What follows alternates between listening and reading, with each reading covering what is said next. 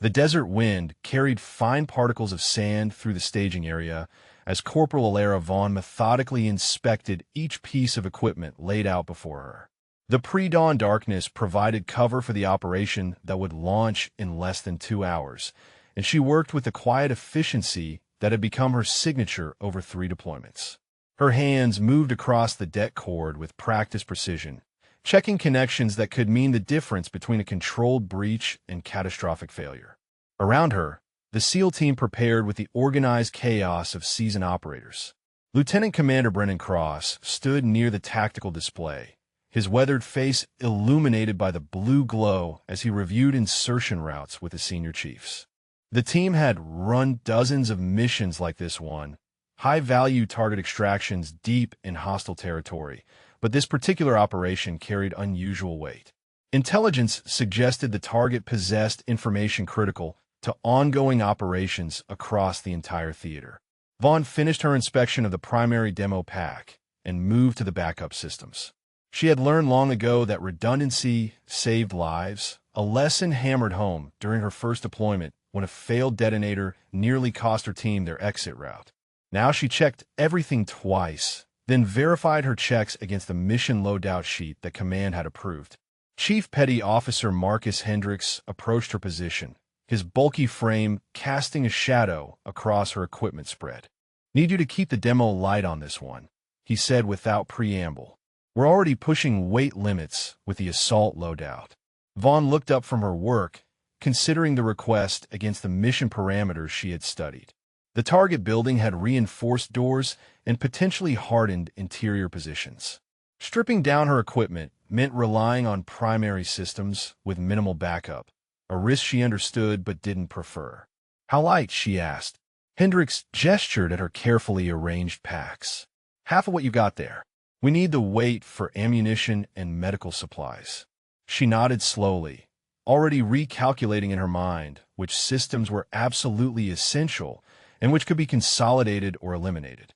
The SEAL mindset prioritized speed and firepower, trusting in tactical superiority to overcome obstacles. Her engineer's perspective valued preparation and contingency planning, the ability to solve problems that couldn't be shot through. The tension between these philosophies had defined her 3 years working with special operations units. Before we continue with Alara's story, drop a comment and let us know what state you're watching from. Maybe you've seen military convoys passing through your area, or know someone who served in combat engineering. Vaughn began repacking her gear, making difficult choices about what stayed and what got left behind. She kept the primary breaching charges and essential detonators, but eliminated the redundant systems that provided her usual safety margin. Each decision felt like removing a safety net, but she understood the team's operational requirements. In special operations, speed often mattered more than perfect preparation. Across the staging area, the assault team conducted final weapons checks. She could hear the metallic clicks of charging handles and the low murmur of radio checks. These men had trained together for years, developing the seamless coordination that made SEAL teams legendary. Vaughn had worked with them for 6 months, long enough to earn basic trust, but not long enough to be truly part of their brotherhood. She remained the combat engineer, the technical specialist who solved specific problems but wasn't considered a full operator. Lieutenant Commander Cross approached as she finished repacking. His eyes scanned her reduced equipment load with approval. "That's more like it," he said. "Remember, your job is to get us through doors and handle any explosives we encounter. We got the tactical side covered." "Understood, sir," Vaughn replied. She wanted to mention the risks of operating with minimal redundancy, the potential complications if they encountered unexpected obstacles, but she had learned that special operations officers didn't appreciate engineers second-guessing tactical decisions. Her role was to support, not to question. The mission brief began as the sky started to lighten in the east. Cross laid out the plan with crisp efficiency. Insertion by helicopter 5 clicks from target. Overland movement through terrain that intelligence assessed as lightly patrolled. Breach the compound. Secure the high-value target and extract via the same route. Simple in concept, though Vaughn's experience suggested that simplicity rarely survived contact with reality. She listened carefully, noting the timeline and studying the compound diagrams. The target building showed reinforced construction, likely concrete with steel reinforcement. Her reduced demo load would handle the entry points, but any complications would stretch her capabilities thin. She made mental notes about potential issues, filing them away in case improvisation became necessary. The helicopter's rotors beat a steady rhythm as the team sat in 2 rows facing each other, weapons held vertically between their knees. Vaughn occupied the position closest to the rear ramp, her reduced equipment pack feeling unnaturally light against her back. She had made this type of insertion 17 times across 3 deployments, but the pre-mission tension never fully disappeared. The aircraft banked slightly, following terrain features that kept them below radar coverage. Lieutenant Commander Cross gave hand signals to his team, final reminders of rally points and communication protocols. The SEALs responded with quiet nods, their faces painted with camouflage that made them look like desert predators.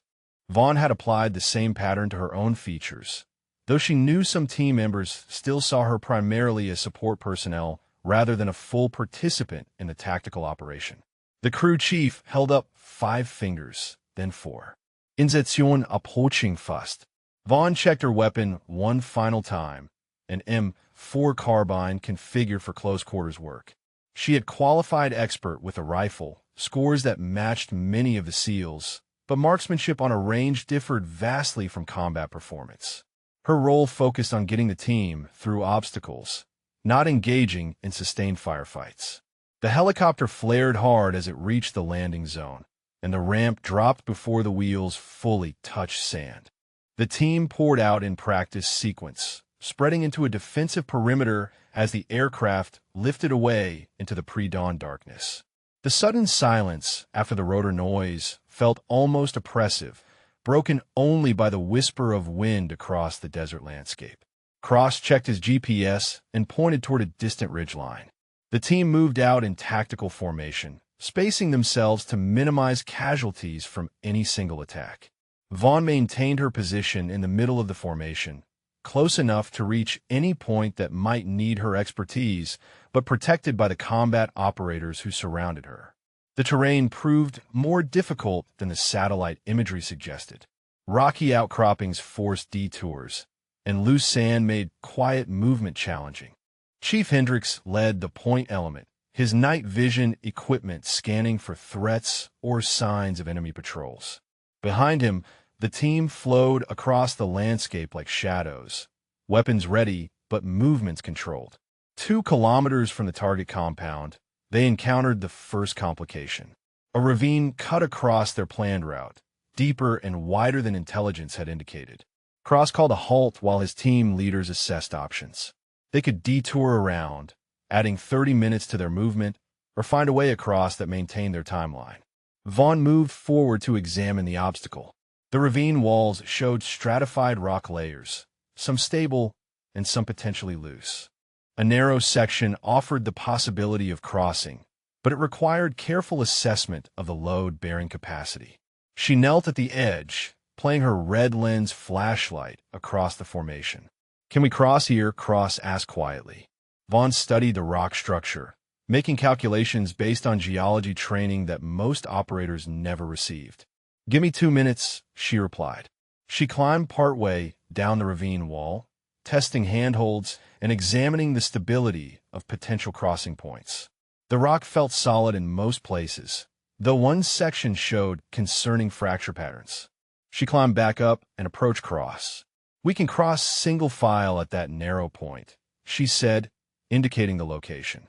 "But we need to test it first. If it holds my weight plus gear, it should handle everyone else." Cross considered for a moment, then nodded. "Make it quick." Vaughn rigged a safety line and crossed first, moving carefully to distribute her weight. The rock held solid. She signaled back, and the team began crossing one at a time. The detour cost them 10 minutes instead of 30, keeping the mission timeline intact. As she helped secure the crossing point, Vaughn noticed a few SEALs watching her with slightly more interest than before, though no one commented on her contribution. The team continued toward the objective as darkness began giving way to the gray light of early dawn. They reached the final observation position overlooking the target compound, just as visibility improved enough for detailed reconnaissance. Cross and his team leaders went prone at the crest of a small rise, studying the building through optics. The compound matched intelligence reports and layout, but showed more activity than expected. Guards patrolled the perimeter in pairs, and lights burned in several windows despite the early hour. Cross frowned as he watched the pattern of movement, clearly calculating how the increased security would affect the assault plan. Vaughn observed from a position slightly back from the leaders, not wanting to crowd their decision-making space. She could see the reinforced doors she would need to breach, noting that they appeared even heavier than the briefing photo suggested. Her reduced equipment load now felt like a significant limitation rather than a minor compromise. Cross made his decision and gathered his team leaders for a quick conference. The plan remained essentially unchanged, but the approach route shifted to exploit a blind spot in the guard coverage. Vaughn listened carefully as they discussed the breach sequence, knowing that timing would be critical with heightened security. The team moved into final assault positions as dawn broke fully across the desert. Vaughn crouched behind a low wall 30 meters from the primary entrance, her breaching charges ready and her hands steady despite the adrenaline beginning to flow through her system. Around the compound, the SEAL elements settled into their positions with invisible precision. Cross gave a signal, and the assault began. 2 silenced shots dropped the nearest guards before they could react. The team flowed toward the building like a coordinated organism, weapons up and movements fluid. Vaughn sprinted to the main door, already pulling her primary charge from its pouch. Her hands worked with automatic precision, placing the shaped charge against the lock mechanism and running the detonator wire back to safe distance. 5 seconds to set, 3 seconds to take cover, 1 second to initiate. The charge detonated with a sharp crack that shattered the early morning silence and blew the door inward. The SEAL team poured through the breached entrance with practiced aggression, their weapons tracking across potential threat zones. Vaughn followed in the designated support position, her role shifting from breacher to security as the assault team cleared rooms with methodical efficiency. The compound interior showed signs of hasty evacuation, doors standing open and papers scattered across desks. Then the world exploded into chaos.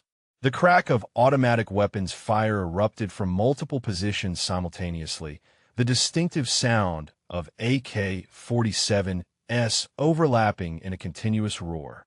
The trap had been set perfectly, allowing the team to penetrate deep into the compound before springing shut around them. Rounds sparked off concrete walls and shattered windows as the SEALs dove for cover and began returning fire. Vaughn threw herself behind a thick support column as bullets chewed into the plaster inches from her head. Through the cacophony of gunfire, she could hear Cross shouting commands and team leaders directing their elements. The enemy had prepared positions on the second floor and in adjoining rooms, creating overlapping fields of fire that turned the central corridor into a kill zone. Chief Hendricks appeared at her position, blood streaming from a gash across his forehead. "We need to punch through to the back exit," he shouted over the noise. "Can you breach the reinforced door at the end of the hall?" Vaughn assessed the tactical situation through quick glances around her cover. The door he indicated stood 40 meters down a corridor, swept by enemy fire from elevated positions. Reaching it would require suppressing at least 3 firing positions while she worked, and her reduced equipment meant she had exactly 1 charge suitable for that type of reinforced barrier. "I can do it if you give me covering fire," she replied, already pulling the charge from her pack. Hendricks nodded and spoke rapidly into his radio, coordinating with the other team elements. 30 seconds later, a concentrated volley of gunfire forced the enemy fighters to duck behind their cover. Vaughn broke from her position and sprinted down the corridor, her boots pounding against tile flooring as rounds cracked past her head. She reached the door and dropped to one knee, fingers working to position the charge against the reinforced lock mechanism. Her training took over, blocking out the sounds of battle and the knowledge that she stood completely exposed in the middle of a firefight. 5 seconds to place the charge. 3 seconds to run the det cord. 2 seconds to prime the initiator. A burst of automatic fire stitched across the wall beside her, and she felt the sharp sting of concrete fragments cutting into her cheek. No time for proper cover. She pressed the initiator and turned away from the door, curling into a protective ball as the charge detonated with bone-shaking force. The explosion created a momentary pause in the firefight as both sides reacted to the blast. Vaughn pushed herself up, ears ringing, and saw the door hanging from twisted hinges. Chief Hendricks and 3 other SEALs rushed past her through the opening, establishing security in the room beyond. "Fall back," Cross shouted from somewhere behind her. The command carried clearly despite the sustained gunfire. "Extract to secondary position." Vaughn turned to follow the team through the breached door, but a massive explosion from the front of the building knocked her off her feet. The concussive wave slammed her into the wall with brutal force, and the ceiling above began to collapse. Heavy chunks of concrete crashed down around her as the structural integrity failed. She tried to move, to crawl toward the exit, but debris pinned her legs. The sounds of battle grew distant, muffled by the ringing in her ears and the settling dust that filled the air like fog. Through the haze, she saw the rest of the team disappearing through the exit, moving fast under covering fire from their rear element. They had no way to know she was trapped, no reason to think she had survived the collapse. Vaughn fought against the rising panic, forcing herself to assess her situation methodically. Her legs were pinned, but not crushed, trapped under a section of ceiling that had broken into large pieces rather than pulverizing. Her weapon lay just out of reach, thrown clear when she fell.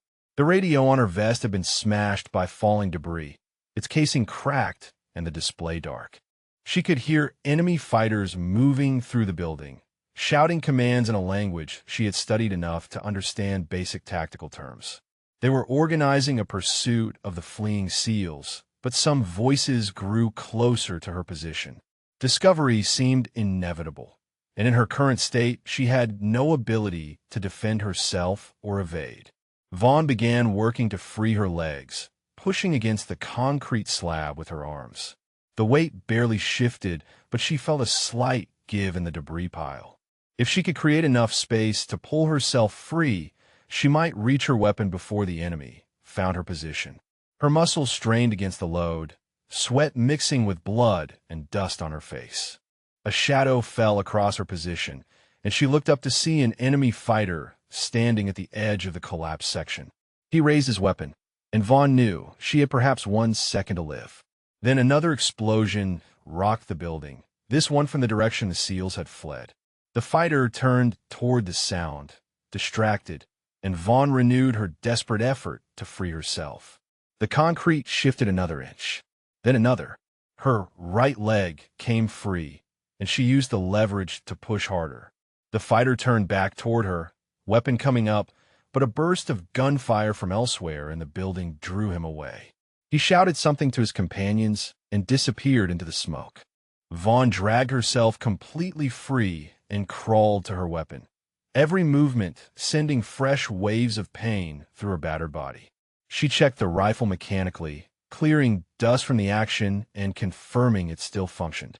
Around her, the sounds of battle moved away toward the back of the compound where her team had exited. She was alone in hostile territory, separated from her unit, with destroyed communications and limited ammunition. The mission had collapsed into disaster, and standard operating procedure said she should move to the designated rally point and wait for the team to consolidate. But enemy forces surrounded the compound, and the route to the rally point would take her directly through their positions. Vaughn forced herself to think through the tactical situation despite the pain and shock. The team would be moving fast toward the extraction point, fighting their way through whatever resistance they encountered. They would assume she had been killed in the collapse, would not risk coming back for remains in the middle of active combat. She was on her own, and survival depended entirely on her training and her ability to think clearly under pressure that would break most people. Lieutenant Commander Cross led his team through a network of alleys behind the compound, enemy fighters pursuing with determination that spoke to coordinated response rather than random resistance. Bullets whipped past his head as he directed his men toward what should have been their secondary rally point. The mission had deteriorated from surgical extraction to desperate survival in the span of minutes. Chief Hendricks appeared at his shoulder, breathing hard from the sustained movement under fire. "We've got 3 wounded, and we're down to 40% ammunition," he reported between breaths. Jenkins took shrapnel to the leg, and Martinez has a through and through in the shoulder. Cross processed the information while maintaining situational awareness of the running firefight around them. The team had made it out of the immediate kill zone, but enemy forces were organizing blocking positions ahead. What he needed was breathing room to assess their situation and plan the next move. The team took cover in a partially collapsed building that offered some protection and clear sight lines. Cross immediately began a head count, verifying each man and assessing their combat effectiveness. When he reached the end of his mental roster, the absence hit him like a physical blow. "Where's Vaughn?" he asked, though part of him already knew the answer. Hendricks's expression confirmed his fears. "She was right behind me when that secondary charge went off. The whole ceiling came down in that corridor. I saw her go down, sir." Cross felt the weight of command settle heavier on his shoulders. He had pushed for the lighter equipment load, had positioned Vaughn in the breach team, where she became exposed to maximum danger. Now she was gone, buried under rubble in a compound swarming with enemy fighters. The tactical calculus was brutal but clear. Going back for her body would risk the entire team for someone who could not possibly have survived that collapse. "She's Kia," Cross said quietly, the words tasting like ash in his mouth. "We continue to the extraction point." The team absorbed the loss in silence, each man processing it according to his own methods. They had all seen teammates fall before, understood that special operations carried inherent risk, but knowing the mathematics of combat mortality did not make accepting it any easier. Vaughn had been competent, professional, someone they had begun to truly respect despite her outsider status. Cross pulled out his GPS and plotted their route to the primary extraction point 3 kilometers distant.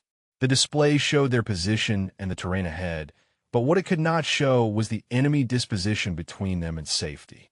He attempted to raise their command element on the radio, intending to call for immediate extraction, but received only static in response. "Comms are down," he announced to Hendricks. "We're on our own until we reach the extraction point." They moved out again, pushing through narrow streets and across open ground when no alternative existed. The enemy pursuit had fallen back slightly, giving the team space to move, but not enough to relax. Cross knew this pattern from previous operations. The enemy was not giving up. They were repositioning to cut off escape routes. 30 minutes of hard movement brought them to what should have been the primary extraction landing zone. Cross went prone at the edge of an overlook and felt his stomach drop as he scanned the area through his scope. Enemy technical vehicles surrounded the site. Heavy machine guns pointed skyward. The landing zone had been compromised, turned into a trap that would shred any helicopter attempting approach. He pulled back and gathered his team leaders. "Primary LZ is burned," he said flatly. "We need to reach the secondary site, another 2 kilometers east." Martinez spoke up, his voice tight with pain from his shoulder wound. "Sir, with respect, some of us aren't going to make another 2-kilometer movement under contact. We need extraction now." Cross knew Martinez was right, but tactical reality offered no good options. The secondary landing zone represented their only chance, compromised or not. They had no communications, no air support, and an enemy force that seemed to know their every move before they made it. Chief Hendricks studied the map display over Cross's shoulder. "Sir, to reach the secondary LZ, we have to cross open ground with no cover. They'll cut us apart. Then we find another route," Cross replied, though his tone carried less certainty than his words. He traced potential paths across the terrain, looking for anything that might provide concealment or protection. Every option carried significant risk, and their deteriorating tactical situation meant those risks grew with each passing minute. A young SEAL named Garrett spoke up hesitantly. "Sir, if Corporal Vaughn were here, she could have helped. She knew demolitions, terrain analysis, all that engineer stuff we never paid attention to." The comment hung in the air, highlighting exactly what they had lost. Vaughn's technical expertise would have been invaluable in their current predicament, her ability to read terrain and identify routes that others might miss. Cross had dismissed her as support personnel, valuable only for her breaching capabilities, and now the short-sightedness cost them options when options meant survival. "We work with what we have," Cross said firmly, pushing aside the guilt that threatened to cloud his judgment. He selected a route that balanced speed against exposure, knowing it was far from optimal, but seeing no better alternative. The team would move in bounds, one element covering while another moved, classic infantry tactics that offered their best chance. They began the movement toward the secondary extraction point, pushing their wounded along and maintaining discipline despite exhaustion and dwindling ammunition. Enemy contact came sporadically, probing shots and brief exchanges that cost them precious ammunition and forced delays. Cross checked his watch repeatedly, calculating the time until their scheduled extraction window closed. The secondary landing zone appeared ahead, and Cross felt a momentary surge of hope. Then he saw what waited for them, and hope died in his chest. The site sat in a natural bowl, overlooked by elevated positions on three sides. Enemy fighters occupied those heights, creating a perfect kill zone that any extraction helicopter would have to fly directly through. Worse, the terrain offered no alternative approach that would not expose them to devastating fire. His team gathered around him, and he saw the same realization on their faces. They were trapped, cut off from extraction, with an enemy that seemed to anticipate their every move. Communications remained down, leaving them unable to call for support or coordinate alternate plans. The ammunition situation had gone from critical to desperate, and their wounded needed medical attention beyond what their limited supplies could provide. Cross stared at the map, willing it to reveal some solution he had missed. But military training and years of experience could not change the fundamental tactical reality.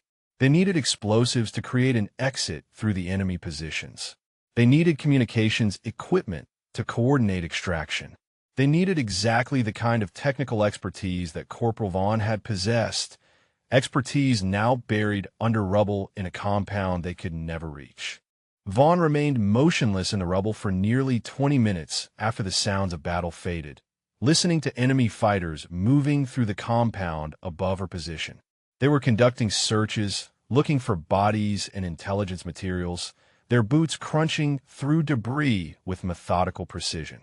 She controlled her breathing, making herself as small and silent as possible in her makeshift hiding place beneath the collapsed ceiling section. Eventually, the footsteps moved away toward other parts of the building. Vaughn waited another 5 minutes, counting seconds in her head before allowing herself to move. Every muscle screamed protest as she shifted position, testing her injured body for damage that might prevent movement. Her left ankle throbbed with pain that suggested a bad sprain rather than a break. Multiple cuts and bruises covered her exposed skin, and her ribs ached with each breath, but nothing felt immediately life-threatening. She needed to assess her situation with the same methodical approach she applied to demolitions problems. First priority was immediate security. She was in a hostile compound surrounded by enemy fighters who would execute her immediately if discovered. Second priority was equipment and resources. Third was planning movement to relative safety. Vaughn carefully inventoried what remained functional. Her rifle had survived intact, though dust clogged the action and would need cleaning before she could trust it fully. She had 3 magazines remaining, approximately 90 rounds total. Her sidearm remained holstered and operational. The radio was destroyed beyond any hope of repair. Her medical kit had been partially crushed, but retained some usable supplies. Most critically, Her reduced demolitions load now seemed painfully inadequate. She forced herself to think through the tactical picture from what she knew before the ambush. The team would be moving toward extraction points, fighting through enemy resistance with deteriorating ammunition and potentially wounded personnel. They would assume she was dead, a reasonable conclusion given what Chief Hendricks had witnessed. No one will be coming back for her. The realization brought neither panic nor despair, only clarity. She was alone and would remain alone until she either died or found her own way out. Survival depended entirely on her training, her knowledge, and her ability to think clearly under circumstances designed to break people. Vaughn began moving through the collapsed section, using debris as cover while she oriented herself to the building layout. Enemy voices echoed from the level above, discussing their success in ambushing the American forces. She caught fragments of conversation that suggested they were organizing pursuit teams and establishing blocking positions along likely escape routes. A window in the collapsed section offered a view of the compound's eastern wall. Vaughn studied the layout carefully, noting guard positions and the pattern of their patrols. The enemy had shifted most forces toward the direction her team had fled, leaving the eastern approaches less heavily defended. That made sense tactically, focusing combat power where it was most needed, but also created potential opportunities. She waited until the nearest patrol moved past, then carefully extracted herself from the rubble and moved to a position offering better concealment. The building's interior had become a maze of collapsed walls and exposed structural elements, providing multiple routes of movement if she stayed low and moved carefully. Her ankle protested every step, but she pushed through the pain with the discipline born of years of training. Vaughn reached an external wall that the collapse had breached, creating an opening barely large enough for her body. She squeezed through into a narrow gap between buildings, finding herself in a service area that the defenders had not yet searched. The space reeked of garbage and standing water, but it offered concealment and a route away from the immediate danger. She moved through the gap with agonizing slowness, testing each foothold before committing her weight. The confined space made her acutely aware of how vulnerable she was, trapped between concrete walls with no room to maneuver or defend herself. But vulnerability was relative. Inside the compound, she had no chance. Out here, moving through spaces the enemy had not secured, she had possibilities. The gap opened into a small courtyard that backed against the compound's eastern wall. Vaughn paused in deep shadow, studying the wall's construction and the guard positions visible above. The concrete barrier stood 4 meters high, topped with razor wire that glinted in the harsh sunlight. Standard defensive construction, designed to keep attackers out, but walls worked both directions. She pulled a length of det cord from her pack, one of the few demolitions items she had retained when reducing her load. Not enough for a major breach, but potentially sufficient for creating an exit if she placed it correctly. The question was whether the explosion would draw immediate response that would kill her before she could exploit the opening. Vaughn studied the patrol patterns, timing the intervals between guards passing the section of wall she needed to breach. For minutes between patrols, barely enough time to place the charge and clear the immediate area. She would have to move the moment the charge detonated, before enemy forces could respond. She waited for the next patrol to pass, then sprinted across the courtyard to the base of the wall. Her hands worked with automatic precision, shaping the det cord against the concrete in a pattern designed to create a man-sized hole rather than simply fragmenting the surface. 20 seconds to place the charge. 10 seconds to run the initiator wire back to cover. 5 seconds to prime the system. The patrol would return in less than 3 minutes. Vaughn settled into a firing position that covered both the breach point and the courtyard entrance, her rifle aimed and ready. If this worked, she would be through the wall and into the city beyond before the enemy could organize a response. If it failed, she would die in this courtyard, but at least she would die fighting rather than buried under rubble. She counted down the seconds, visualizing the charge's placement and the expected breach pattern. Demolitions was as much art as science, requiring understanding of materials and forces that most soldiers never studied. She had spent 3 years learning the craft, countless hours studying blast dynamics and structural engineering. Now, that knowledge represented her only chance at survival. 2 minutes until the patrol returned. Vaughn took slow breaths, centering herself for what came next. Beyond this wall lay a city under enemy control, hostile territory where she had no support and no communication. But beyond this wall also lay possibility, the chance to navigate terrain and find her way back to friendly forces. She thought of her team, fighting their own desperate battle somewhere in the distance, and made a decision that would have seemed impossible an hour earlier. She would not simply survive and evade. She would find her team, because the fragments of conversation she had overheard suggested they were trapped and needed exactly the kind of technical expertise she possessed. The thought seemed absurd, a single injured engineer moving through hostile territory to rescue a SEAL team. But absurdity was relative, and she had already survived what should have killed her. Everything from this moment was borrowed time, and she intended to use it. The SEAL team had been pinned in their defensive position for 40 minutes, and Cross knew their situation grew more desperate with each passing minute. He watched enemy forces maneuvering on the high ground surrounding the secondary landing zone, recognizing the classic encirclement pattern. They were being systematically boxed in, cut off from any route that might lead to safety. Chief Hendricks crawled to his position, keeping low to avoid sniper fire. "Ammunition count is critical, sir. We've got maybe 2 magazines per man, less for the support weapons. Martinez is getting worse, infection setting in from that shoulder wound." Cross nodded grimly, having already made similar calculations in his head. They could hold this position for perhaps another hour before being overrun, and that assumed the enemy did not bring in heavy weapons or simply waited for them to run out of ammunition entirely. The tactical mathematics were brutally simple and offered no good solutions. "What about the alternate extraction sites?" Cross asked, though he already suspected the answer.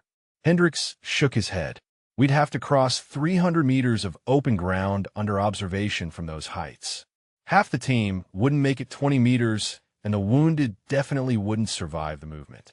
Cross studied the terrain through his scope, looking for any option he might have missed. The bowl they occupied offered some protection from direct fire, but made them sitting targets for anyone with elevation. The rocky outcroppings provided minimal cover, barely enough to keep them alive in the current exchange, but useless if the enemy decided to assault their position in force. Petty Officer Garrett spoke up from his position behind a boulder. "Sir, I keep thinking about what Corporal Vaughn could have done here. She knew how to work with terrain, how to use demolitions to create routes where none existed." Cross felt the comment like an accusation, though Garrett's tone carried no judgment. The young SEAL was simply stating tactical reality. Vaughn's specialized knowledge would have been invaluable in their current predicament, her ability to analyze terrain and identify solutions that pure combat training did not provide. Cross had dismissed her contributions as merely technical support, never fully appreciating how that technical expertise translated to tactical advantage. Jenkins, the team medic, looked up from treating Martinez's worsening shoulder wound. "She also carried the backup communications equipment, sir. The ruggedized tactical radio that could punch through to command even in degraded conditions. We stripped it from her loadout to save weight." The words hung heavy in the desert air. Every decision that had seemed reasonable during mission planning now revealed itself as a critical mistake.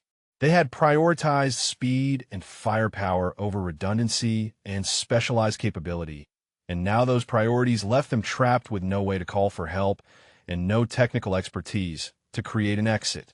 Cross made himself confront the full weight of his failure. He had commanded Vaughn to reduce her equipment, had positioned her in maximum danger during the breach, and had left her behind when the mission collapsed. Now his entire team paid the price for those decisions, pinned down and slowly dying in a kill zone that proper planning might have helped them avoid or escape. "How much explosive do we have left?" Cross asked quietly. Hendricks checked with the other team members before responding. "Couple of grenades, some demo charges for emergency breaching. Nothing like what we need to create a route out of here. We need a combat engineer's full loadout to blow through those enemy positions. And even then, we need someone who knew how to place charges for maximum tactical effect. The irony was not lost on anyone. They had sent their combat engineer into the breach with minimal equipment, and now they desperately needed exactly what they had told her to leave behind. Cross thought of Vaughn working methodically through her equipment layout, making difficult choices about what to keep and what to eliminate.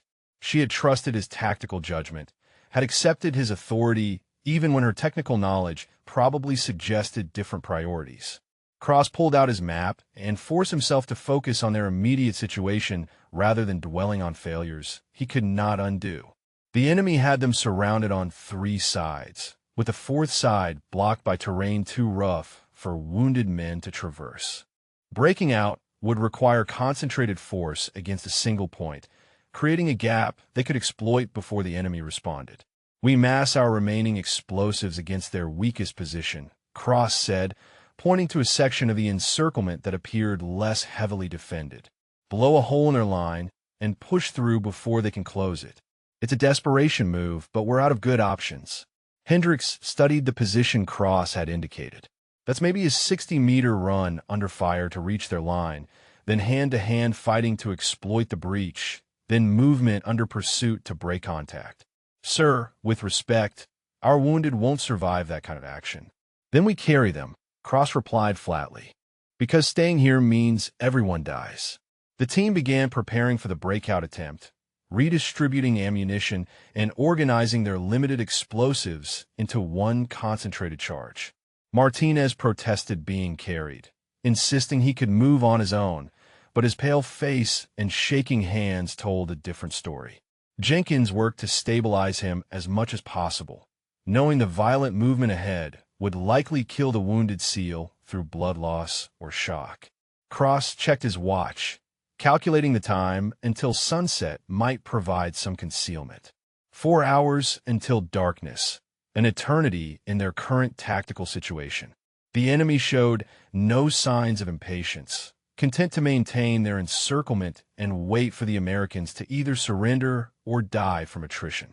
A burst of automatic fire kicked up dust near Cross's position, reminding him that the enemy maintained constant pressure. He returned fire with controlled bursts, not wasting ammunition, but making clear they remained combat effective.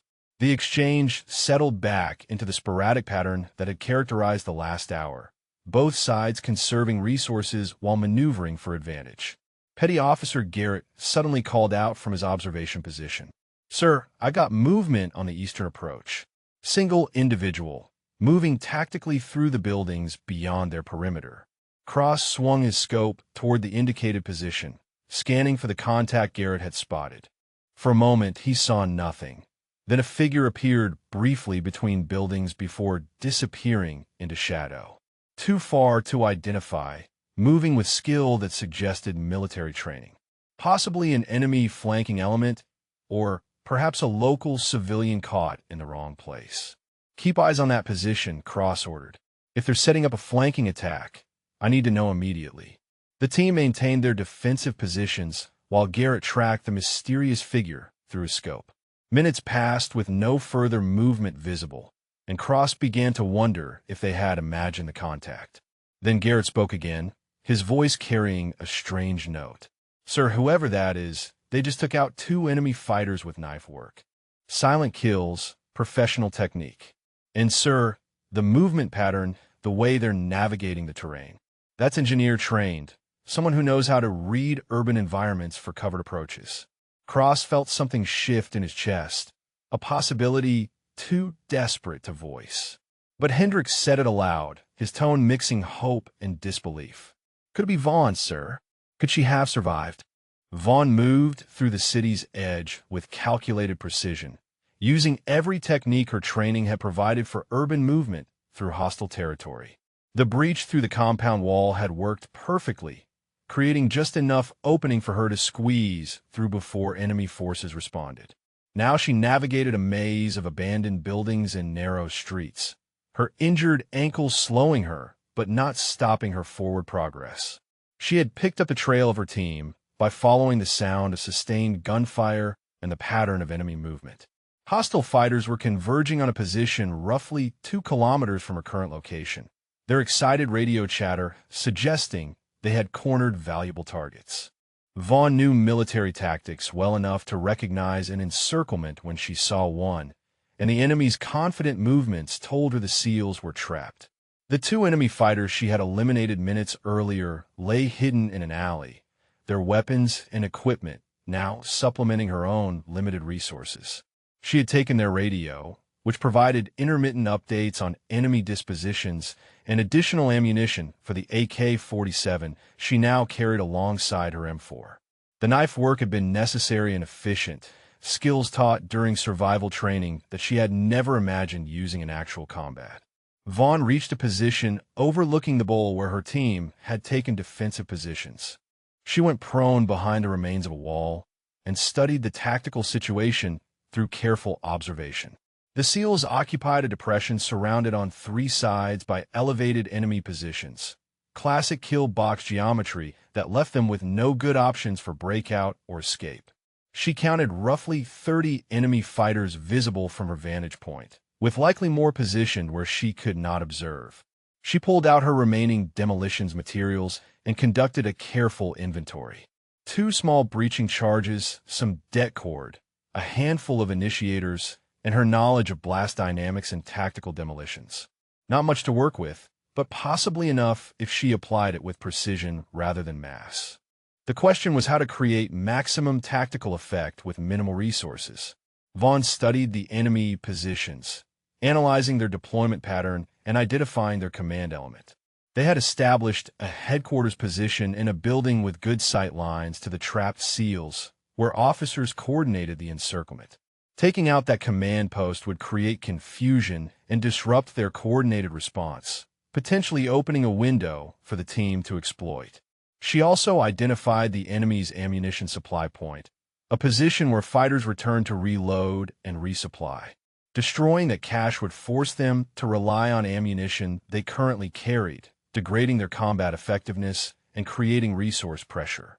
Between those 2 targets, she might create enough chaos to give her team a chance. The challenge was reaching those positions without being detected, placing charges with enough precision to ensure effectiveness, and timing the detonations to maximize tactical advantage. She would be operating alone in the middle of enemy-held territory, with no support and no backup if anything went wrong. The mathematics of survival suggested this plan bordered on suicide, but mathematics had stopped matching when she decided to find her team rather than evade to safety. Vaughn began moving toward the enemy command post, using rubble and structural shadows for concealment. Her engineers read the urban terrain in ways that pure combat training did not provide, identifying routes through buildings that others might miss. She moved like water, finding paths of least resistance, flowing around obstacles rather than confronting them directly. The command post occupied the 2nd floor of a partially intact building, with guards at the ground-level entrance and observers watching from windows above. Vaughn studied the structure, noting the construction methods and identifying load-bearing elements. If she placed charges against the right structural points, she could bring down the entire 2nd floor while leaving the ground level intact enough to avoid killing the guards who might later provide intelligence value.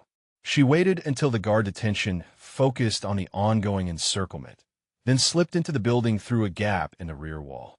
The interior was dark and filled with debris, providing excellent concealment as she moved to the structural columns she had identified.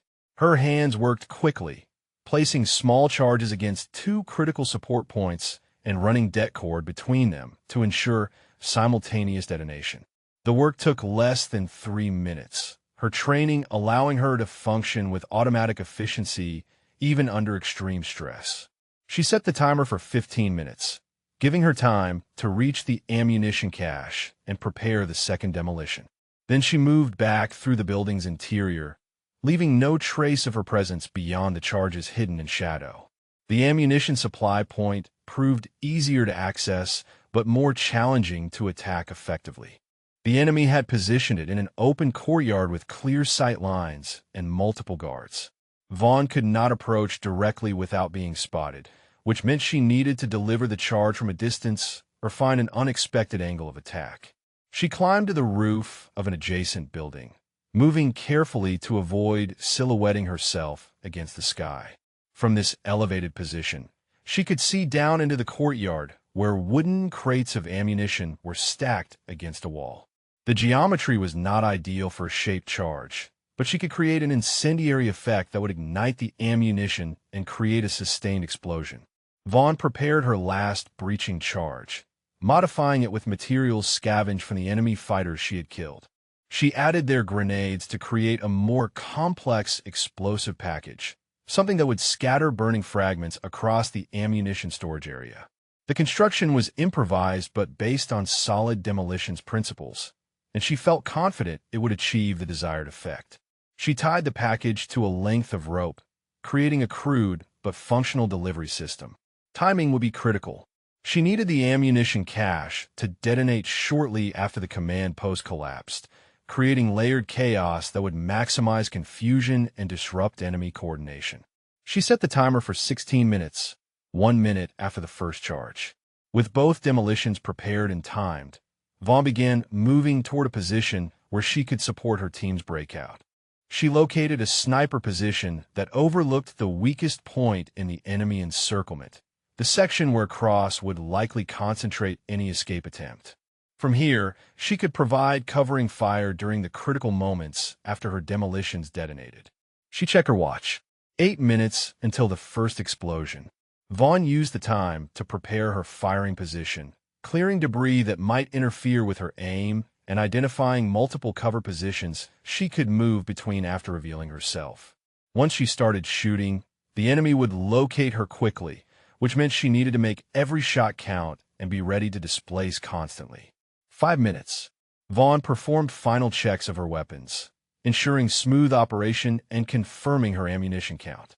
She had perhaps 120 rounds total between her captured AK and her M4, enough for a sustained firefight if she maintained fire discipline. The SEAL team would need that covering fire to exploit the chaos she was about to create. 2 minutes. She could see Cross's position in the bowl below, could make out individual team members maintaining their defensive positions. They had no idea she was alive, no reason to expect anything beyond their own desperate breakout attempt. When her charges detonated, they would have perhaps 90 seconds of confusion before the enemy adapted to the new situation. 30 seconds. Vaughn settled into her firing position and controlled her breathing, centering herself for what came next. She thought briefly about the absurdity of her situation, a single combat engineer preparing to take on an enemy force 30 times her size. Then she pushed the thought away and focused on the immediate tactical problem. Her team was trapped, and she had the skills to save them. Everything else was irrelevant detail. The first explosion tore through the enemy command post with devastating precision, the shaped charges collapsing the second floor exactly as Vaughn had calculated. The structure pancaked downward in a cloud of dust and debris, cutting off enemy leadership in mid-coordination. Shouts of confusion erupted across the enemy positions as fighters tried to understand what had happened and who was responsible. Vaughn had already shifted to her primary firing position, her rifle tracking toward the first target. She squeezed the trigger, and an enemy fighter on the high ground dropped, his weapon clattering down the rocks. She shifted aim, fired again, dropped another.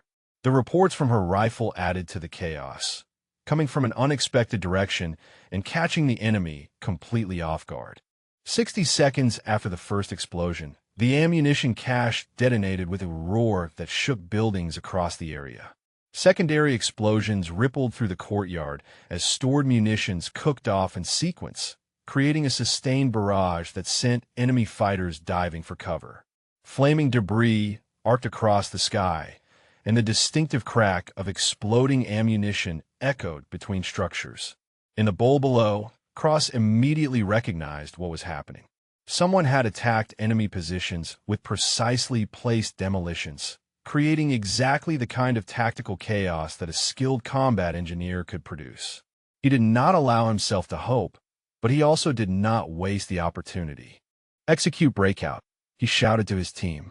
"Move now while they're disorganized." The SEALs erupted from their defensive positions with the coordinated aggression of elite operators seizing a tactical opening. They concentrated their movement toward the weakest section of the encirclement, the same position Vaughn had identified from her elevated vantage point.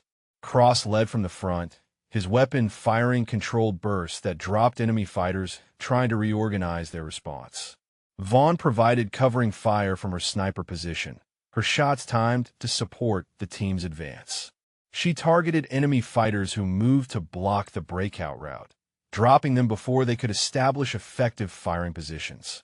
Her training allowed her to make rapid target assessments, identifying the most dangerous threats and neutralizing them with efficiency that came from thousands of hours on the range. Chief Hendricks carried Martinez over one shoulder while maintaining his weapon in his other hand, a feat of strength that spoke to his physical conditioning. Jenkins and Garrett provided close support, their weapons sweeping for threats while they helped move the wounded SEAL to safety. The team flowed through the gap Vaughn's demolitions had created in the enemy coordination, exploiting every second of confusion. Enemy fighters began to recover from the initial shock, attempting to reorganize and block the American escape. But Vaughn had anticipated this response, shifting her fire to suppress their movements and force them into cover. She burned through magazines with controlled aggression, each shot purposeful and aimed, making the enemy believe they faced a much larger force than a single shooter. Cross led his team toward a cluster of buildings that offered cover and concealment, pushing hard to create distance from the kill zone before enemy forces could re-establish their encirclement. He could hear the covering fire continuing from the elevated position, disciplined and accurate, the kind of marksmanship that came from serious training. Whoever was providing that fire knew exactly what the team needed and when they needed it. The team reached the relative safety of the buildings and took defensive positions while Cross assessed their situation. Everyone had made it out of the bowl, though Martinez had lost consciousness during the movement and Jenkins worked frantically to stabilize him. Ammunition was critically low, but they had broken the immediate encirclement and gained tactical breathing room. Hendricks appeared at Cross's shoulder, breathing hard from the exertion of carrying Martinez while under fire. "Sir, that covering fire, the positioning, the target selection, the way it supported our movement. That's engineer trained, someone who understands tactical demolitions and supporting fire." Cross nodded slowly, allowing himself to acknowledge what his tactical judgment had already concluded. Vaughn survived. She not only survived, she tracked us through hostile territory, identified our tactical situation, and created a precise demolitions plan to break the encirclement. The covering fire ceased as Vaughn exhausted her ammunition and began moving from her compromised position. Enemy fighters had identified her location and were maneuvering to engage, forcing her to displace before being overwhelmed. She moved through the buildings with the same careful technique that had brought her this far, using urban terrain to break contact and evade pursuit. Cross studied the area where the covering fire had originated, calculating routes and distances. If Vaughn was moving to rejoin the team, she would need to navigate through the same buildings they were currently occupying. He positioned his men to provide security while watching for any sign of friendly movement approaching their position. Minutes passed with tension ratcheting higher. Enemy forces were reorganizing, their scattered elements beginning to coordinate again despite the loss of their command post and ammunition cache. The window of opportunity that Vaughn's attack had created was closing, and the team needed to move soon or risk being trapped again.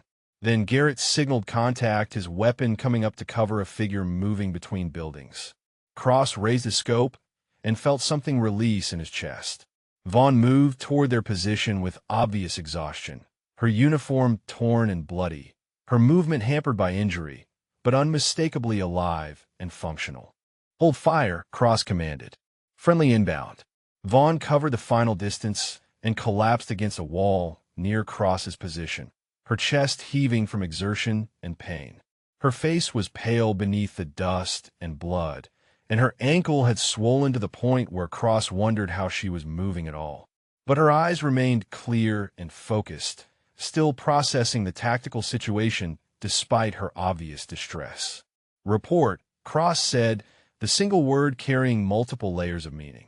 Vaughn took several breaths before responding. Survived the collapse, evaded through the compound, tracked the team by following enemy movement patterns, identified the encirclement and executed demolitions plan to create breakout opportunity. Current status, minimal ammunition, multiple minor injuries, mobile but degraded. The clinical delivery would have been impressive from any soldier, but coming from someone they had left for dead, it carried additional weight. Cross found himself reevaluating everything he thought he knew about the combat engineer he had dismissed as support personnel. Jenkins moved to examine Vaughn's injuries while the rest of the team maintained security. The medic worked quickly, noting the sprained ankle, multiple lacerations, and what appeared to be cracked ribs. Nothing immediately life-threatening, but enough accumulated damage to have stopped most people from functioning at all, much less executing a complex tactical demolitions mission. Chief Hendricks crouched beside them, his expression mixing respect and something like shame. "Corporal, we thought you were dead. We left you behind." Vaughn met his eyes with surprising steadiness. "You made the right tactical decision based on available information, Chief. No criticism warranted."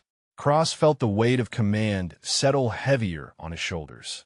She was absolving them of exactly the failure he knew they had committed, showing more grace than the situation warranted. But there would be time for processing those implications later. Right now, they remained in hostile territory with wounded personnel and an enemy force that would soon reorganize.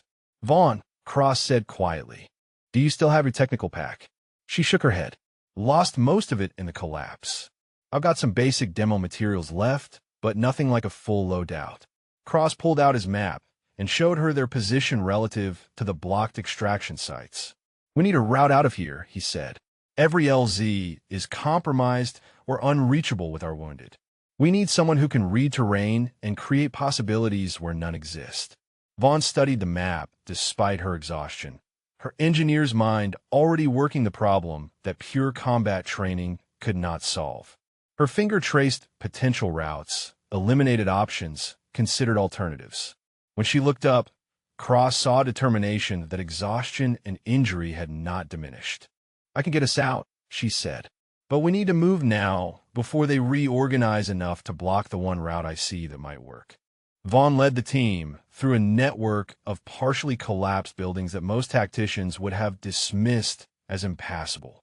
But her engineers, I saw routes through the rubble, structural elements that would support weight, and spaces that provided both concealment and movement capability.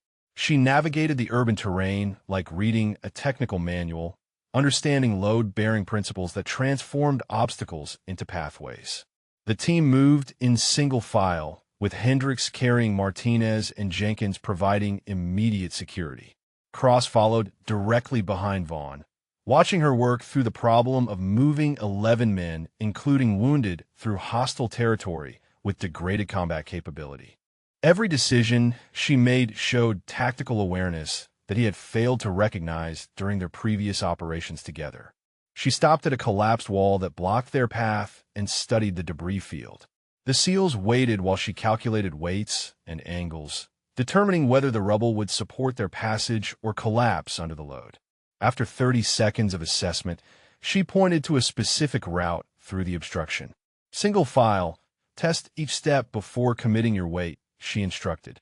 "The center section is unstable, so stay to the left where the structural support is better." The team followed her guidance precisely, each man crossing safely while Vaughn maintained security and monitored the structural integrity. Cross noted how naturally she had assumed tactical control of their movement, and how naturally his team had accepted her authority in this specialized domain. The dynamic had shifted from engineer supporting combat operators to combat engineer leading the tactical problem that her expertise was uniquely qualified to solve. They emerged from the collapsed structures into a narrow alley that ran toward the city's edge.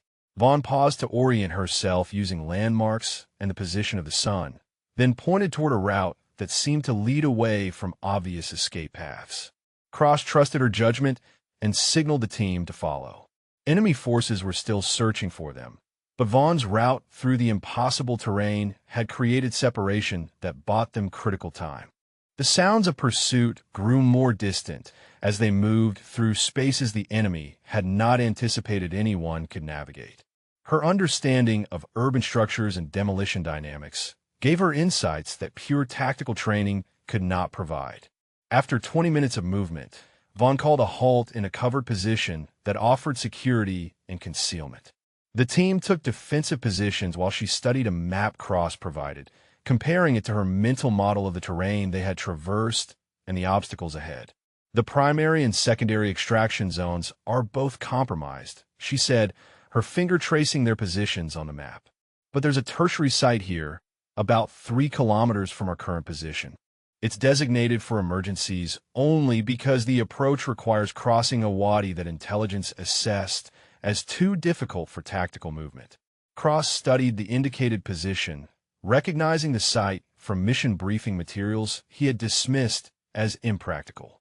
The wadi was a natural depression cut by seasonal water flow, with steep sides and unstable footing that made it treacherous to cross. Standard tactical doctrine suggested avoiding such terrain, especially with wounded personnel.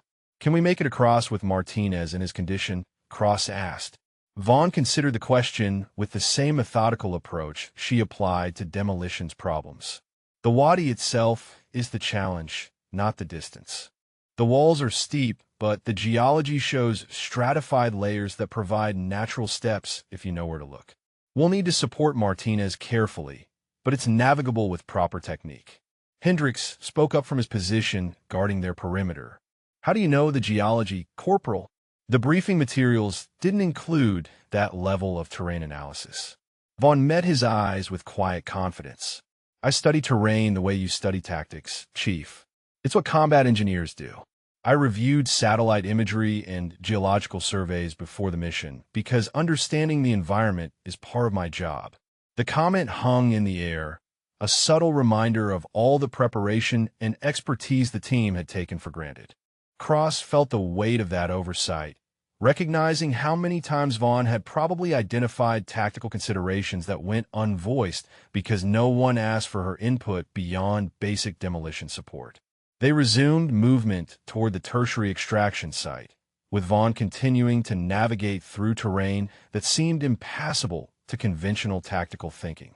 She identified covered routes that exploited urban geometry, led them through buildings in ways that minimized exposure, and consistently positioned the team to avoid likely enemy patrol routes. The wadi appeared ahead, a jagged cut through the landscape that dropped 10 meters from the surrounding terrain.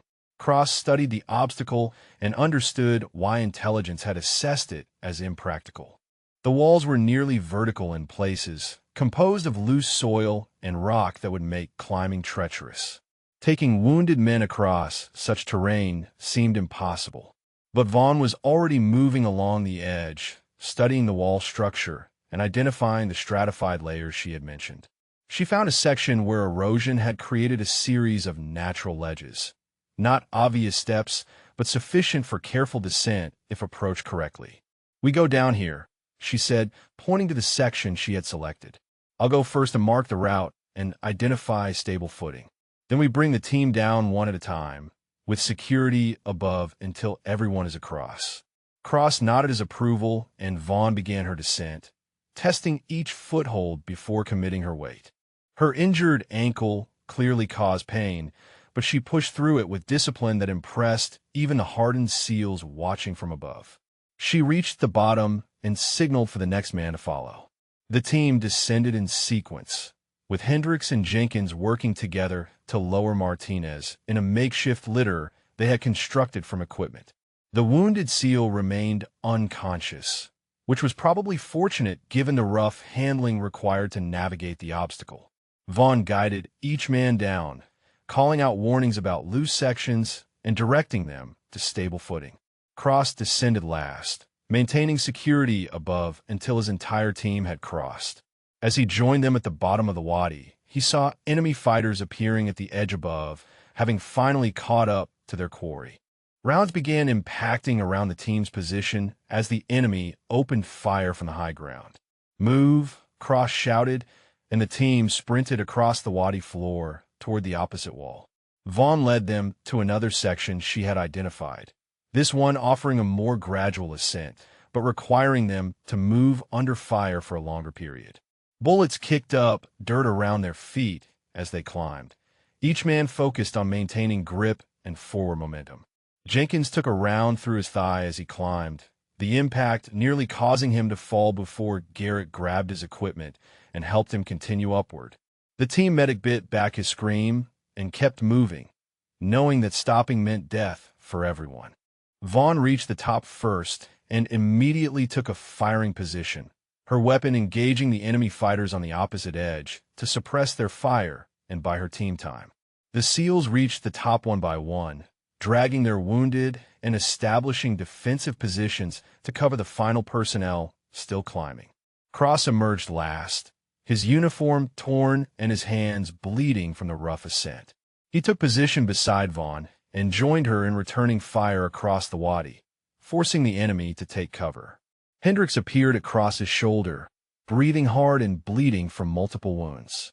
"Sir, Jenkins is hit bad and Martinez is critical. We need extraction immediately or we're going to lose them both." Vaughn pulled something from her pack and handed it to Cross. The backup tactical radio she had mentioned, the ruggedized equipment that had survived when everything else was destroyed. "It's damaged but functional," she said. "Limited range, but it should reach command if we're close enough to the extraction site." Cross took the radio with something like reverence, recognizing it as the single piece of equipment that represented their salvation. This was what she had carried through hostile territory, what she had protected through the collapse and her desperate movement to find the team. While they had stripped her load out to save weight, she had prioritized exactly the redundancy that now meant survival. He powered up the radio and began transmitting, hoping they were close enough to the tertiary site for the signal to reach command. Static filled his earpiece for long seconds. Then a voice broke through the interference. "This is Raven Actual. Identify yourself and state your situation." Cross pressed the radio transmit button, his voice urgent but controlled. "Raven Actual, this is Shadow 26. We are combat effective with 2 urgent surgical and requesting immediate extraction at Tertiary Site Falcon. Enemy forces in pursuit, time critical." The response came back immediately. "Shadow 26, authenticate Bravo Charlie 7. Cross provided the authentication code and heard the relief in the command voice when it came back confirmed.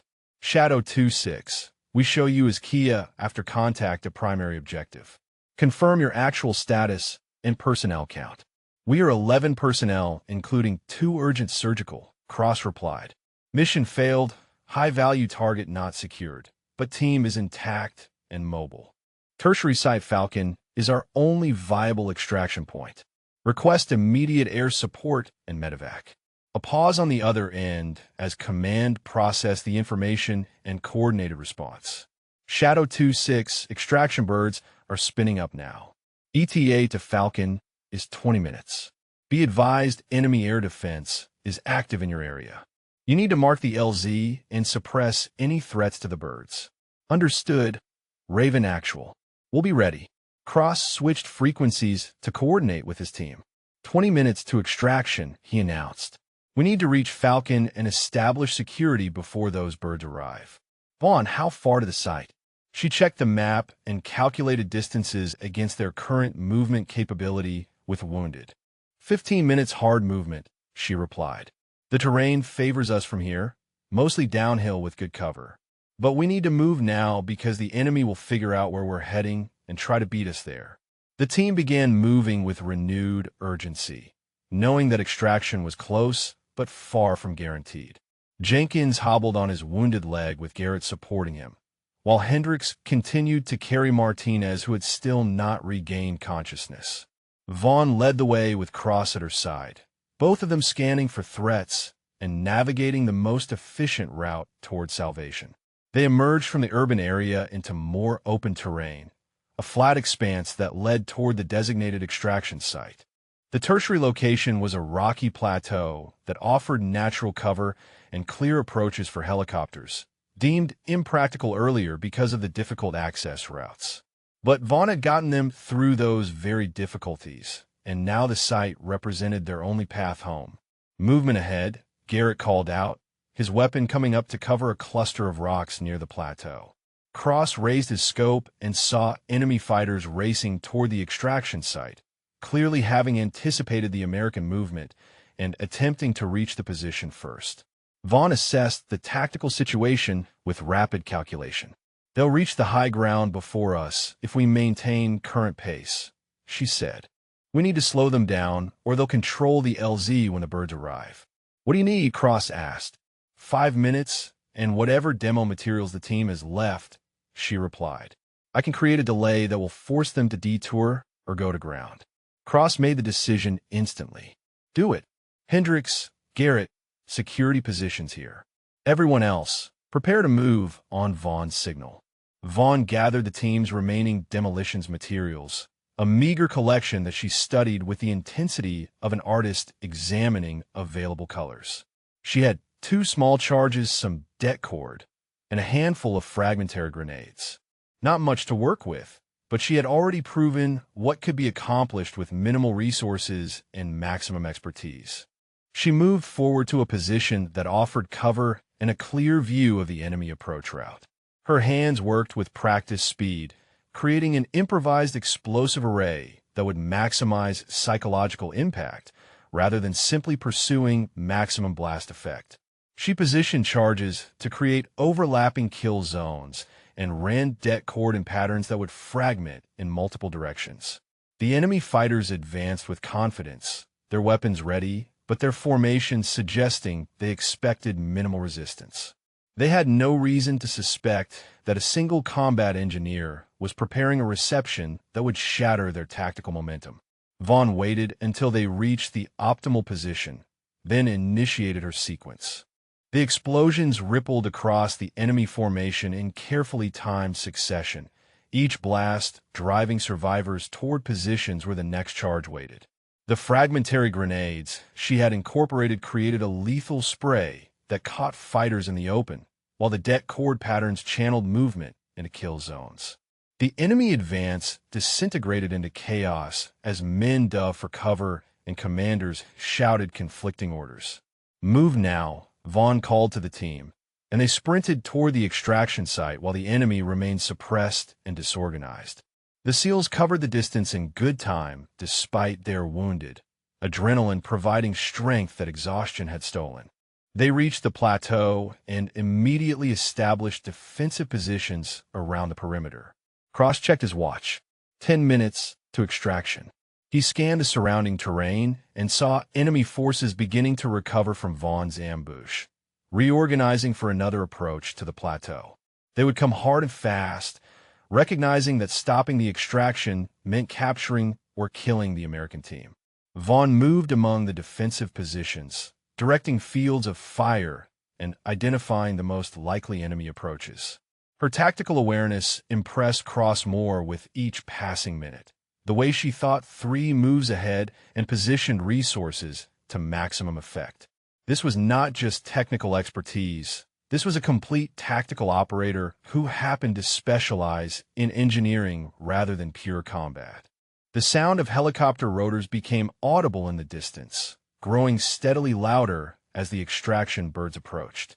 Cross popped smoke to mark the LZ, the colored canister billowing purple clouds that would guide the pilots to the designated spot. He could see 2 Blackhawks inbound, flying fast and low to minimize exposure to ground fire. Enemy fighters renewed their assault on the plateau, clearly recognizing this as their last chance to prevent American extraction. Automatic weapons fire raked across the SEAL positions as hostile forces pushed forward with desperate aggression. Cross and his team returned fire with disciplined bursts, making every round count as their ammunition reserves dwindled toward empty. Vaughn spotted an enemy technical vehicle racing toward a position that would give it clear firing lines at the incoming helicopters. The truck mounted a heavy machine gun that could shred the aircraft if allowed to engage. She grabbed her rifle and took a firing position, calculating the range and the movement of the target. Her first shot punched through the windshield, and the Technical swerved wildly. Her second shot hit the gunner, who tried to bring the heavy weapon to bear. Her third shot found the driver, and the vehicle careened off the road into a ditch, eliminating the immediate threat to the extraction birds. Cross watched the engagement with professional appreciation, recognizing marksmanship that matched the best shooters on his team. The helicopters flared over the plateau, and door gunners opened up with suppressing fire that drove enemy fighters to ground. The team began loading wounded first. Jenkins and Martinez lifted aboard by crew members while the SEALs maintained defensive positions. Enemy fire intensified as they recognized the Americans were escaping, rounds sparking off the helicopter armor and forcing the pilots to maintain hover discipline. "Get aboard," Cross shouted to his team, and the SEALs began falling back to the birds in coordinated sequence. Hendricks and Garrett loaded next, followed by the remaining personnel, until only Cross and Vaughn remained on the ground. Cross signaled her to board, but she stayed in position, continuing to provide covering fire while he moved to the helicopter. He grabbed her arm as he passed. "Move, Corporal." "That's an order." Vaughn fired one final burst to suppress enemy movement, then turned and sprinted for the helicopter. Cross was right behind her, both of them diving through the door as the pilot pulled pitch and the aircraft lifted away from the plateau. Door gunners continued firing as they climbed, keeping enemy forces suppressed until they were out of effective range. The helicopter banked hard and accelerated toward friendly territory, leaving the battle behind. Cross looked around at his team, counting heads and assessing their condition. Everyone had made it aboard. Against impossible odds, through circumstances that should have killed them multiple times, they had survived and escaped. His eyes found Vaughn slumped against the bulkhead, her face pale with exhaustion and pain, her uniform torn and bloody, but alive and aware. She met his gaze, and he saw no triumph or satisfaction, just the quiet competence of someone who had done her job under the worst possible conditions and brought her team home. The flight back to base took 40 minutes, with the medical crew working frantically to stabilize Martinez and Jenkins while the rest of the team sat in exhausted silence. Cross watched Vaughn refuse medical attention until the more critically wounded had been treated, her priorities focused outward even as her own body approached complete collapse. When a medic finally convinced her to accept treatment, she allowed him to wrap her ankle and bandage the worst lacerations, but remained conscious and alert throughout. The helicopters touched down at the forward operating base just as the sun began to set, casting long shadows across the landing zone. Medical teams rushed forward with stretchers, pulling Martinez and Jenkins from the aircraft with practiced urgency and racing them toward the trauma center. The rest of the team climbed out under their own power, though several required assistance to maintain their feet. Colonel Sarah Brennan met them at the landing zone, her command presence evident despite the late hour and the circumstances of their return. Her eyes scanned the team, counting heads against the roster she had memorized, and Cross saw her surprise when she reached Vaughn. "Lieutenant Commander Cross, report to my office immediately for debrief," Brennan said, her tone brooking no delay. "Corporal Vaughn, you come too.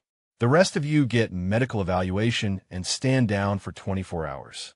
Cross and Vaughn followed the colonel across the base toward the operations center, neither speaking as they processed the mission's failure and their narrow survival. Cross felt the weight of command decisions that had nearly killed his entire team, choices that seemed reasonable in planning but proved catastrophic in execution. Vaughn walked beside him with obvious pain, her injured ankle barely supporting her weight, but her bearing remained professional and composed. They entered Brennan's office and stood at attention while she closed the door and activated privacy protocols. The colonel studied them both for a long moment before speaking, her expression unreadable. "The mission was a failure," she said flatly. "High-value target not secured, significant enemy contact, 2 urgent surgical casualties. By all standard metrics, this operation was a disaster. Cross accepted the assessment without defense. Yes, ma'am. Full responsibility rests with me as mission commander. My tactical decisions contributed directly to the mission failure and casualties sustained. Brennan's eyes shifted to Vaughn. Corporal, according to the mission roster, you were killed in action during the initial engagement.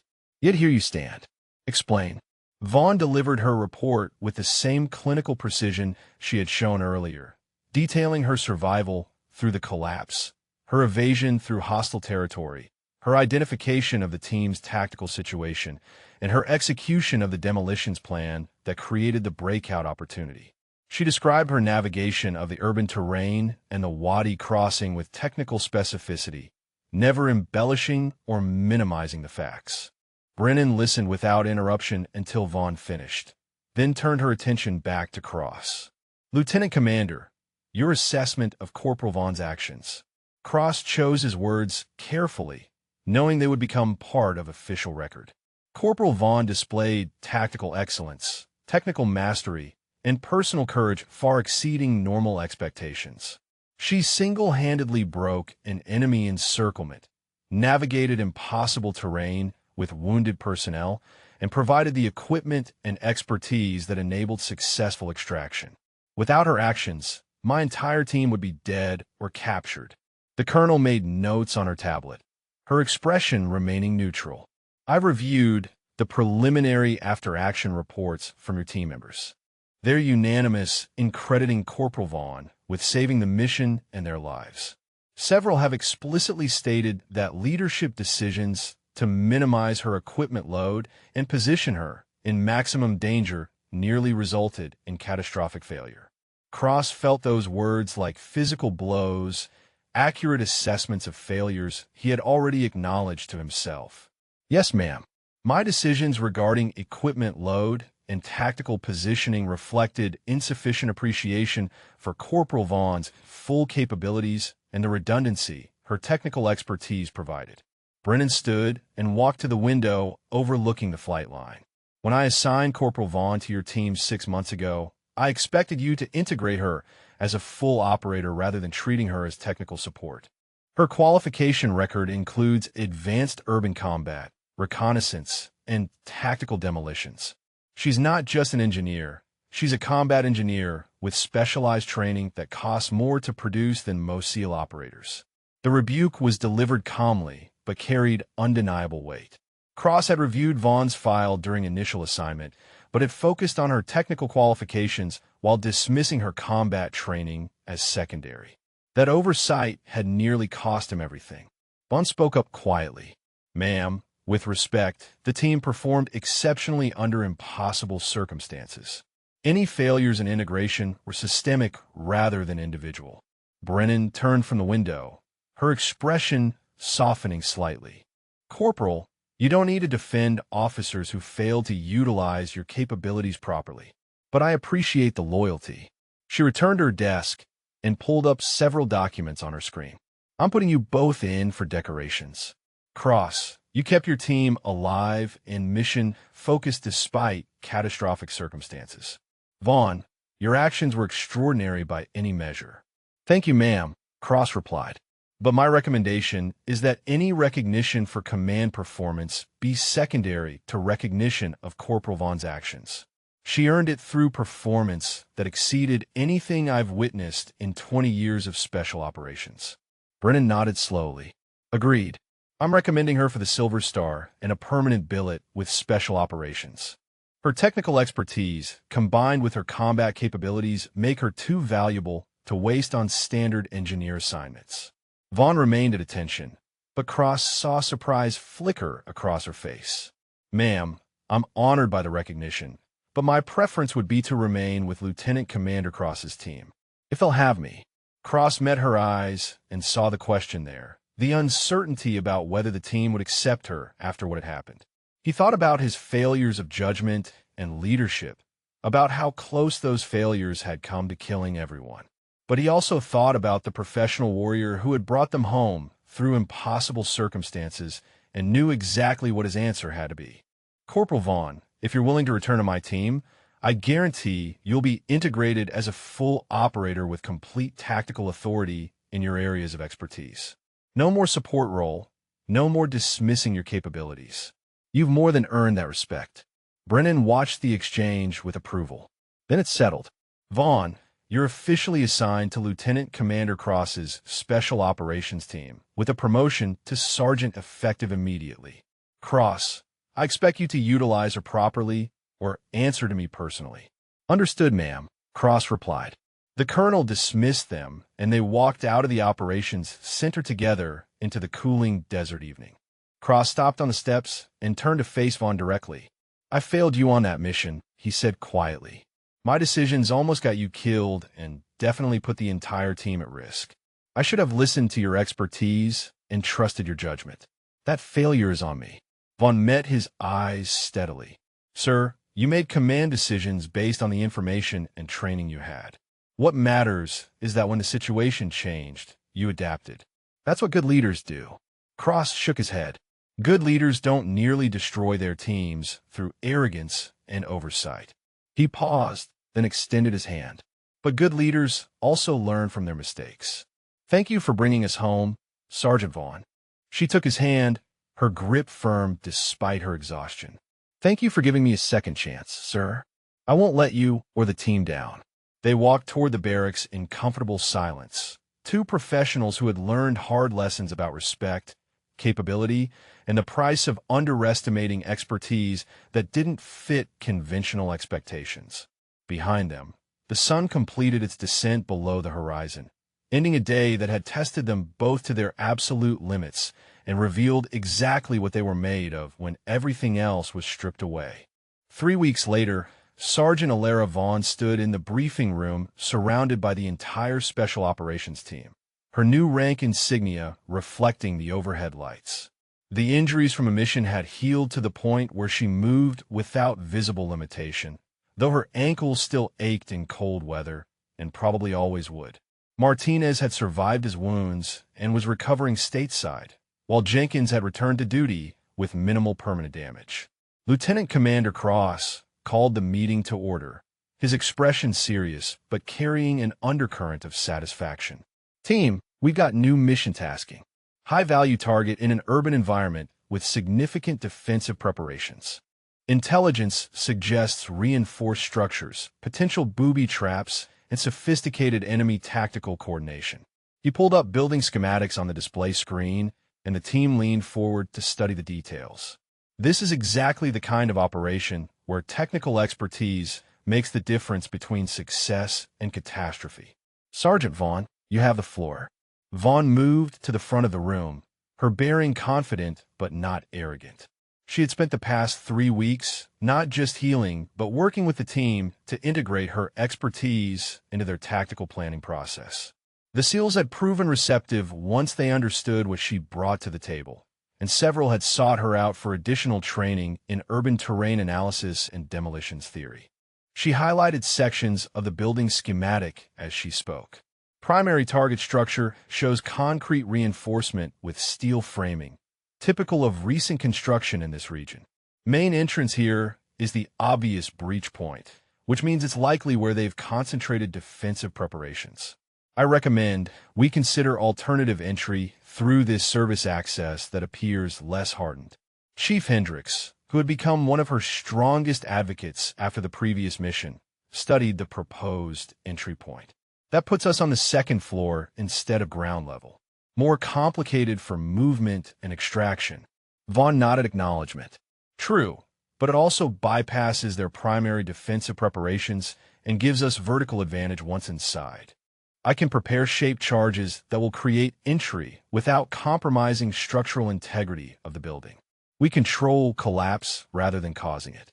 The discussion continued for 30 minutes, with Vaughn fielding questions about blast dynamics, structural loads, and timing sequences. The SEALs engaged with genuine interest, recognizing that her technical knowledge provided tactical advantages they could not achieve through pure combat training. Cross watched the interaction with satisfaction, seeing the integration he should have fostered from the beginning. When the tactical brief concluded, Cross added a final element. One more thing, team. Sergeant Vaughn has been selected for advanced combat training at the Special Operations School. She'll be gone for 3 months, after which she returns as a fully qualified Special Operations combat engineer. The team erupted in congratulations, with several SEALs moving forward to shake Vaughn's hand or clap her shoulder. Petty Officer Garrett, the young SEAL who had first recognized the value they had overlooked, grinned widely. "About time the command structure caught up with what we already knew," he said. "You've been operating at that level since you brought us out of that kill zone." Vaughn accepted the recognition with grace, though Cross could see she remained slightly uncomfortable with overt praise. She had proven herself through action rather than seeking acknowledgement, and that humility made her accomplishments more impressive rather than less. After the briefing concluded and the team dispersed, Cross found Vaughn reviewing the mission schematics in greater detail. She looked up as he approached, her expression questioning. "Second thoughts about the entry point?" she asked. Cross shook his head. "No, your tactical analysis is sound. I wanted to talk about something else." He paused, choosing his words carefully. "6 months ago, when you joined this team, I treated you as technical support rather than a full operator. That was a failure of leadership that nearly cost us everything." "Sir, we've been through this," Vaughn replied. "You adapted when circumstances changed. That's what matters." "Let me finish," Cross said gently. "You've changed how this entire team thinks about integrated operations. The SEALs are taking your urban terrain course because they recognize the value. Command is restructuring how combat engineers are assigned to special operations because of what you demonstrated. You didn't just save our lives, you changed doctrine." Vaughn absorbed that information with her characteristic composure. "I just did my job, sir. Applied my training to solve tactical problems." "You did far more than your job," Cross corrected. "You showed initiative, courage, and tactical brilliance under circumstances that would have broken most people. You tracked your team through hostile territory when you could have evaded to safety. You executed a complex demolitions plan with minimal resources. You led us through impossible terrain and got us home. That's not just doing your job. That's defining what elite performance looks like." For the first time since he had known her, Vaughn showed genuine emotion, her eyes reflecting the weight of recognition she had not allowed herself to fully feel. "Thank you, sir. That means a lot coming from you and the team." Cross smiled slightly. "The team wanted me to tell you something. When you get back from advanced training, your call sign is Lifeline, because that's what you were for us when everything went to hell." Vaughn nodded slowly, understanding the significance of receiving a team call sign rather than having one assigned by command. It meant acceptance, recognition, and belonging in a community that did not grant those things lightly. "I'm honored," she said simply. They stood in comfortable silence for a moment, two warriors who had learned hard lessons about capability, respect, and the importance of valuing expertise in all its forms. Cross thought about the mission that had nearly destroyed his team and revealed exactly who they all were when tested to absolute limits. "One more thing," Cross said. "Colonel Brennan asked me to tell you that your Silver Star recommendation was approved. Ceremony is next month when you return from training." Vaughn accepted the information with her characteristic lack of drama, though Cross could see it meant more to her than she would articulate. Recognition mattered, especially recognition for the specific actions that had saved lives and completed the mission despite impossible circumstances. Before we dive into the next operation, drop a comment and let us know your favorite moment from Alara's story, or share if you've witnessed someone rise to an impossible challenge when everything seemed lost. Your thoughts mean everything to this community. In the months that followed, Sergeant Vaughn would complete her advanced training with distinction and return to lead dozens of successful operations with Cross's team. She would train other combat engineers in integrated special operations, fundamentally changing how technical expertise was valued and utilized across the special operations community. Her tactics and techniques would be studied and refined, becoming standard doctrine for urban combat engineering. But none of that mattered as much as the moment when Chief Hendricks had appeared in that desert kill zone and asked if she was really alive. The moment when Cross had taken her hand and called her sergeant. The moment when the team had accepted her not as support personnel, but as one of their own. Years later, when decorated officers asked her about the mission that had defined her career, Vaughn would always return to the same core truth. She had not set out to be extraordinary or to change doctrine or to earn recognition. She had simply refused to let her team die when she possessed the skills to save them. Everything else was just details. The sun set over the forward operating base as Vaughn gathered her materials and prepared for the next mission. Tomorrow, they would begin detailed planning for the urban target, working together as an integrated team where every member's expertise was valued and utilized. They would face danger and uncertainty, as special operations always did, but they would face it together with mutual respect and complete trust in each other's capabilities.